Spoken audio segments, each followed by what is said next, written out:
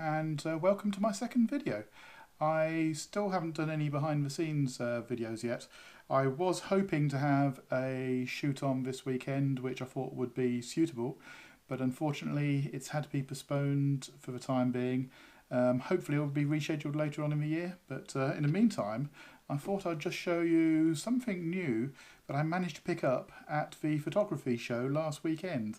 I'm quite excited, and I think it could have a big impact in the gear I use in my studio and location work going forward. Now, this is effectively the Godox Witstro AD200. That's the company that makes it and the name they give it.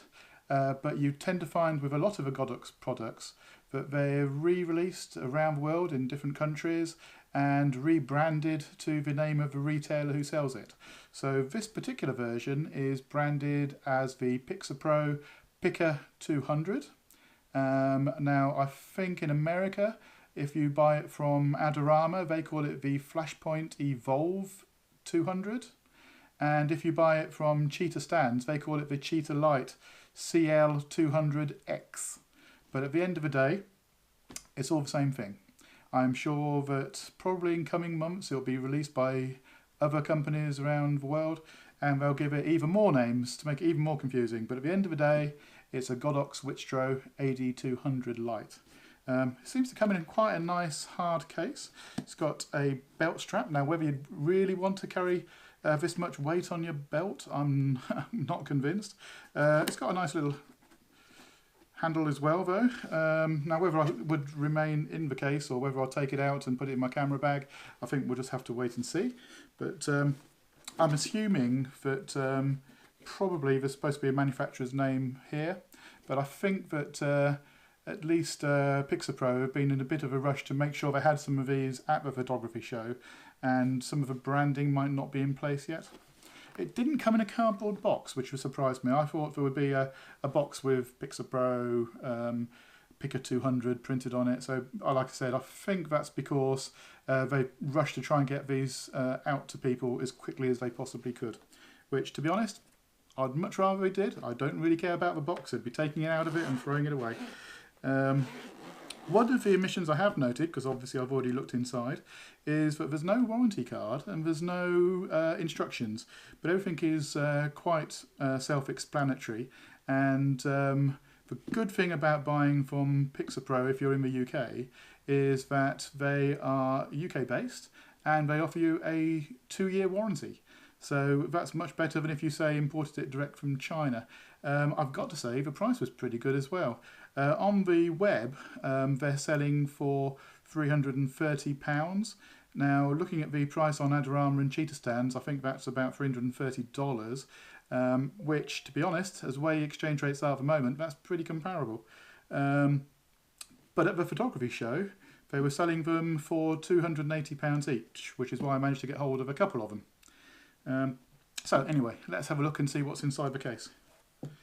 Right, so first things first, we have battery charger, because that's one of the things which makes this light a little bit different, is the fact it's powered by a rather large lithium cell. Now I quite like the fact that it's got a cap on, because what you don't want these rolling around in a camera bag with bare contacts. So the very fact that it comes with a little cap, that's good. We also have cable for the charger with a UK plug on it. Presumably if you buy it elsewhere in the world you'll have your own country's plug.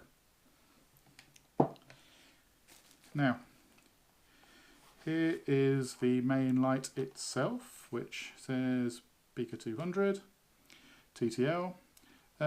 It's bigger than a regular speed light.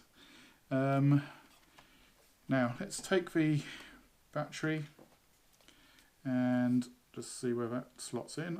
There's a little groove down there which matches up with the groove on the side of the battery. So I'm assuming that it's going to match up, which it does, and just clicks into place. Now, what makes this special is the fact that the lens on the end is changeable.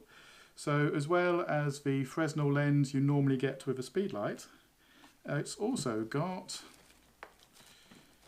underneath silica gel pack,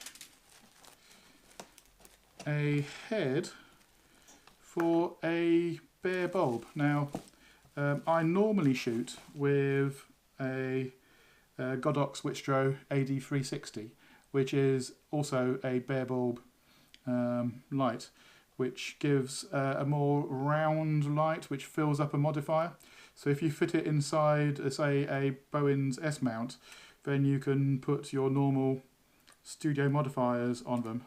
Now there's a little red dot on the bulb and a little red dot on the height, on the head, and you just push them together, and that's our bare bulb solution.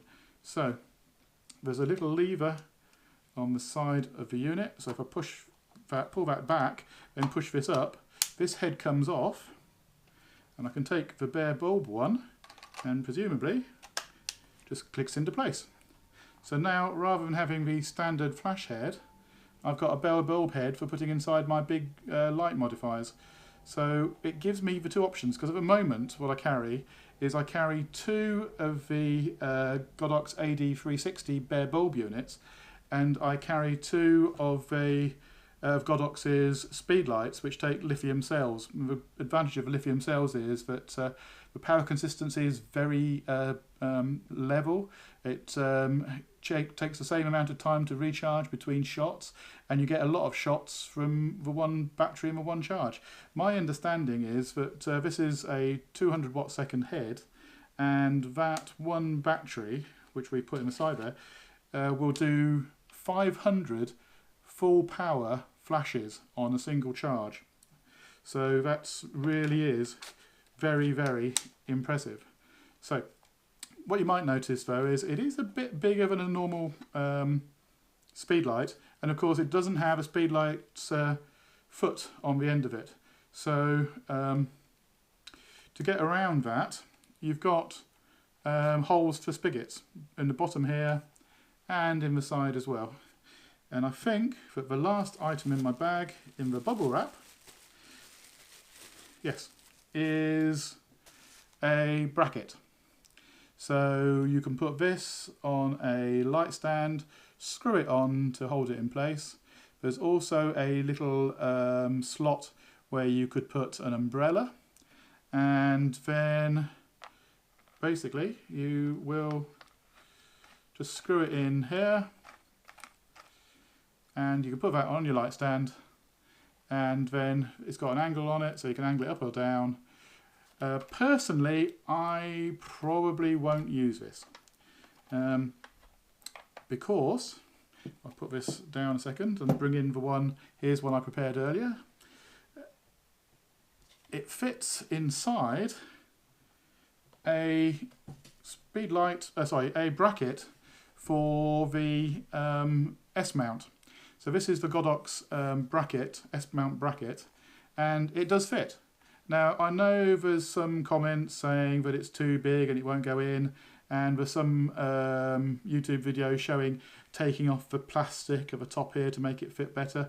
Now it is snug, you know, you do have to wiggle it to get it in, but I'd rather it be snug and held tight rather than loose and flopping about all over the place.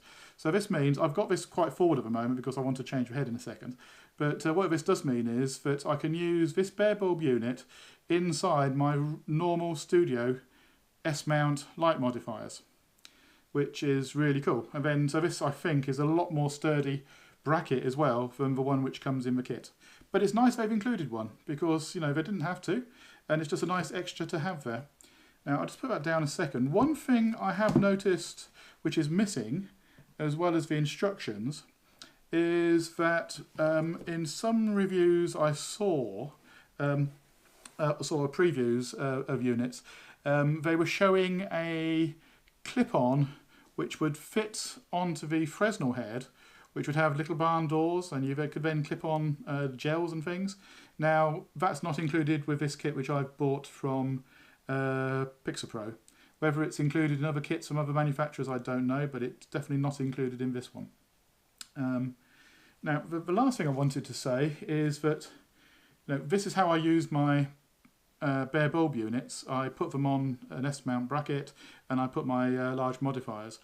But, like I said, I was hoping that these things might replace both my bare bulbs and my speedlights. Now, the speedlights I use, I have, oops, make sure I get this the right way around. I have mag mods. Now, mag mods aren't cheap, and I will probably do a completely separate video just talking about all the mag mod kit. But this I bought at the same time also from Pixapro, is the grip for attaching mag mods to the light. So that fits over the top here, and then my modifiers will just attach to that by the power of the magnets, which I think I can just leave this now attached to this head, and then when I need this head rather than my bare bulb, so that I can use my mag mods, I could just swap them over.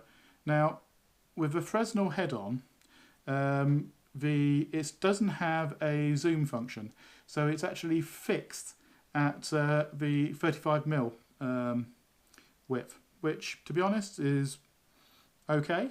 It's you're losing a little bit of functionality you would over a regular flash, where you can zoom in and out with a flash head. But this has the power of 3 regular speedlights. It's about 2/3 of a stop less power, I believe, than my AD360 bare bulb units when I put the bare bulb head on. But with the Fresnel head, it's about the same power as you get from 3 regular speedlights. So it's more powerful than my speedlights, but less powerful than my bare bulb flashes. So, it's somewhere between the two. So until I get them out into the real world and start using them, I'm just hoping that these will replace some of my kit, but we'll just see. I'll just go through some of the other specs, so just bear with me while I get back onto my list here. So, with the speedlight head, it has a guide number of 52. With a bare bulb head, I believe that is 60. Weight-wise, it's about 2 kilogram, I believe. So it isn't light. If anything, it's a little bit heavier, I feel, than my AD360. It is very, very solidly built. They've obviously crammed in a lot of things into just this size of unit. So it does do TTL if you've got the compatible trigger, and that's with the Nikon, the Canon and the Sony systems. Now, I won't be using TTL, mainly because I shoot Fuji, and the Fuji TTL system doesn't really function in third-party equipment. So I'll be shooting purely in manual, so the TTL functionality isn't important to me. It does work with a number of the Godox triggers, which are also available from all the manufacturers I listed earlier on. It's got optical slaves, S1 and S2. It has 32 channels and 5 groups. 500 full power flashes from a single battery charge, which is pretty amazing. I'm really looking forward to trying this out. I will be posting a second video where I'll actually be using it in the studio and testing it and comparing it to both the Godox bare bulb units and their speedlights. So we'll see how it actually compares, but I'm really looking forward to getting out into the real world and trying it out. So please stay tuned and we'll see how it goes. So thank you for watching. I will put links down below to where you can find it on the internet, as well as links to both my webpage and Facebook. So if you enjoyed this, please subscribe and I'll hopefully have some more videos to you soon. Thank you.